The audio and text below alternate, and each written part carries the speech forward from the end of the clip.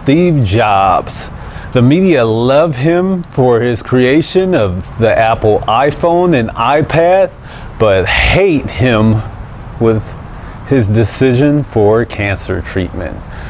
We'll take a look at this on this edition of Hippie versus Jock.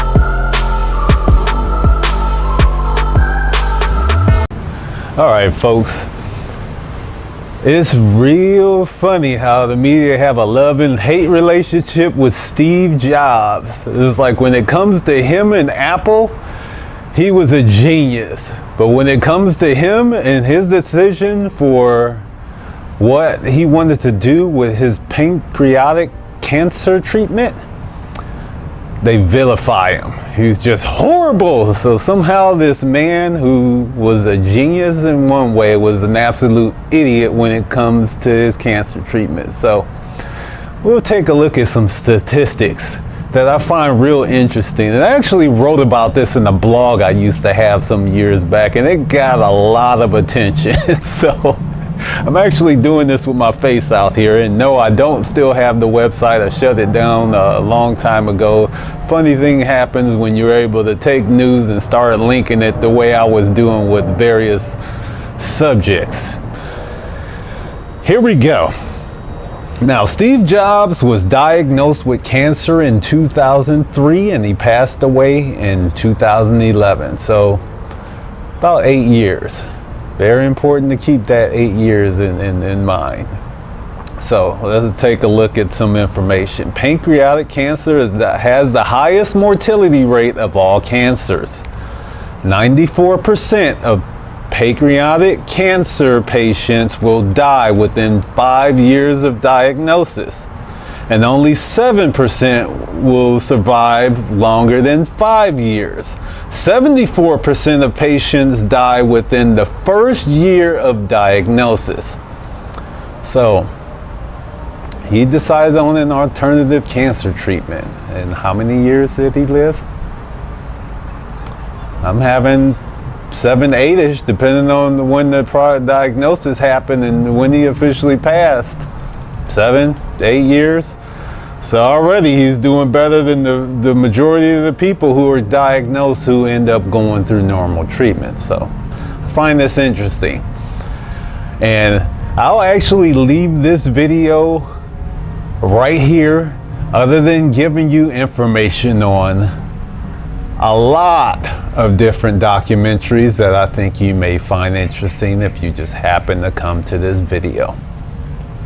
First video in this documentary, and probably the one I would recommend out of all of them, because once it gets you started, the police officer, and once he finishes that story, will hold you, and it's probably within the first 5 minutes of the film.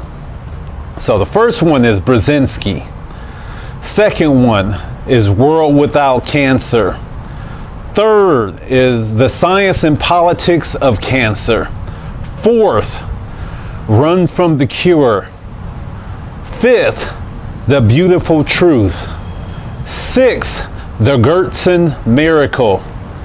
Seventh, Cancer, The Forbidden Cures. Eighth, The Cancer Report. Ninth, Cancer is Curable Now. So those are the interesting documentaries that I think you will find. And I appreciate you guys watching. I'll actually put a screenshot of all the titles on here, and I'm still trying to decide whether or not I will put those in the description, because they like shutting people's channels down when you put up information. So I won't put any links to any of this stuff. A lot of these, my guess, are probably still on YouTube. Many of them I actually saw ahead of time. Brzezinski I actually found on Netflix some years back. I'm not sure if it's still there. Brzezinski actually has another film too. I don't remember what it's called. I know it still has Brzezinski in the title, but I'll go ahead and put a screenshot of the actual titles on.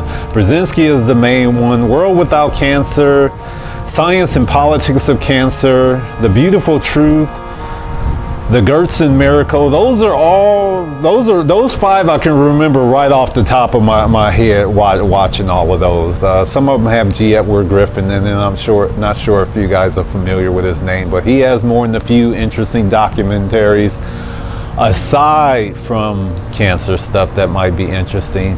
But that's it. Hopefully you guys take the time to watch the documentaries. I'm sure they will be very enlightening, depending on where you stand on and what you know as far as the way the world works. And that's it. Hope you guys enjoy it, and thanks for watching.